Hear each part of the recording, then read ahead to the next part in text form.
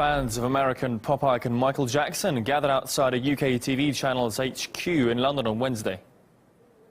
It's all about the money. It's all about the money. They'd come to voice their anger over a new documentary featuring interviews with two men who claimed they were abused by Jackson as children.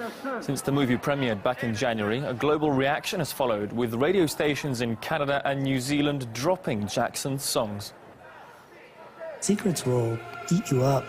You feel so alone. I want to be able to speak the truth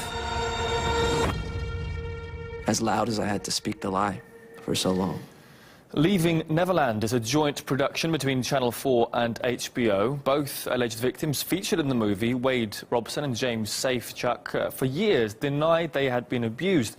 They were called as witnesses for the defense at Jackson's trial in 2005 when he was accused of molesting a 13-year-old boy.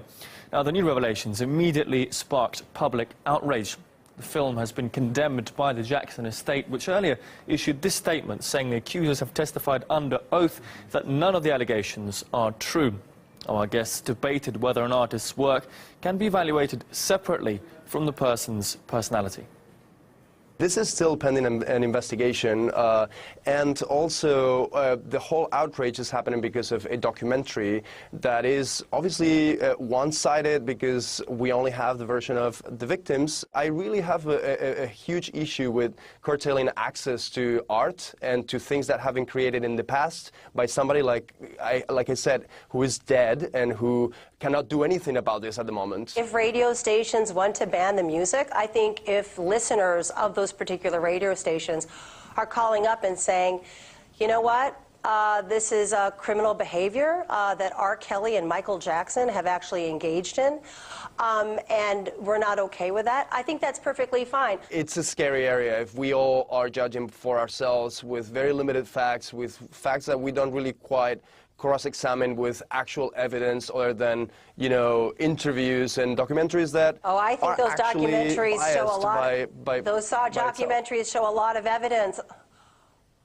Yeah, well, it's an evidence that it's not been, again, cross-examined in the court of law. It's irrefutable. We should not be talking about Michael Jackson's music. Michael Jackson's music was created through decades of also a lot of suffering. But actually, I think maybe the real lesson in all of this is that, you know, every time a Michael Jackson song comes on, I know for myself, I'm going to think differently about it. I mean, I'm not going to say I'm never going to dance to a Michael Jackson song again because, you know, maybe it'll play at a wedding or a bat mitzvah and I might start dancing. But at the same token, I said, I'm never going to think about Michael Jackson in the way I used to. And maybe that's the real lesson. So let me ask you this. When you look at a Picasso painting or you read a Hemingway book or you even look at a statue that was created during the Renaissance period where, like, you know, the Catholic Church was, you know, torturing and killing people in the name of God. Are we not able to separate the art that was created at the best moments of these artists from the actual person who was a human being and definitely made mistakes? Yes, and some of them admitted those mistakes.